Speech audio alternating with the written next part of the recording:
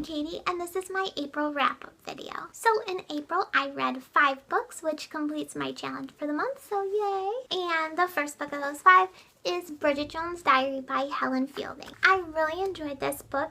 In fact, I had made a video for the top 5 chick lit books that I recommend, and I think if I was to go back and redo that, I might add this one to it. It was really cute.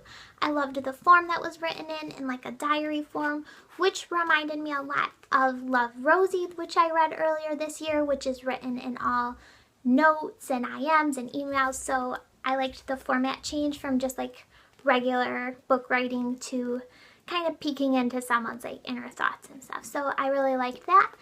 I'm going to be putting up a review video on this as well as Pride and Prejudice, so look out for that video if you want to get more of my thoughts on this book. Next, I read Crown of Midnight by J Maas.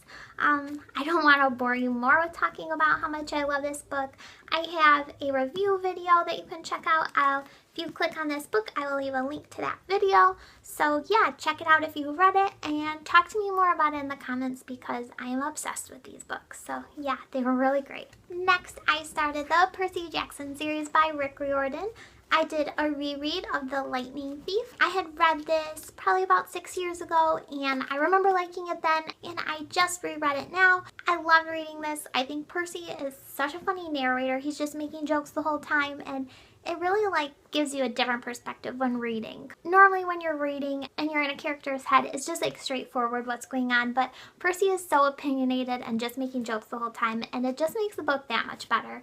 I already love it because I'm really into Greek mythology. I remember watching Hercules and Xena a lot when I was a kid, so it's fun like seeing the gods in this book compared to what they were like in the TV shows, and yeah, it's just a really great read. And then after that, I read The Sea of Monsters, which I think I liked this one even more, maybe because it was new to me, it wasn't a reread. But yeah, I love this story. I really liked Tyson and Percy's relationship.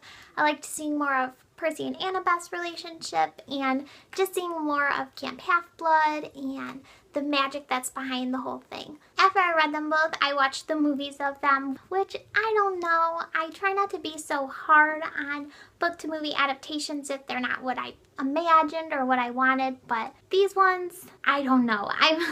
I wasn't a huge fan of them. I thought maybe the first one was better than the second one, but I don't know. Don't quote me on that. But yeah, this is a classic example where the books are just so much better in... I normally say that like I recommend you watch the movie, but for these, I don't really. I think just read the books. And then lastly, I read Anna and the French Kiss by Stephanie Perkins. I was really nervous going into this book because everybody raves about it. I haven't heard anyone say they don't like this book. Everyone just thinks it's the cutest love story, and so I went into it and I was probably like 50 pages in and I was like, it's all right. But then I got further in and I absolutely loved it. I think Stephanie Perkins did such a good job at showing what it's like being in love for the first time and when you're so young. And then also, I loved her description of Paris. It was so beautiful and just, oh, it was so perfect. It really made you feel like you were there. So yeah, I loved this book too. So April was a really good reading month for me. I loved all the books that I read, so I'm hoping that will continue into May. So let me know in the comments what books you read this April. Thanks for watching. Bye! The second book I picked up this month is Heir of Fire by J Maas. I can't wait to start reading this. I've decided for this one I'm not going to read the inside flap because I feel the back of the book has had a few more spoilers than I would like to know. Maybe not spoilers, but little hints that you can kind of like guess what's going to happen while you're reading it. So this one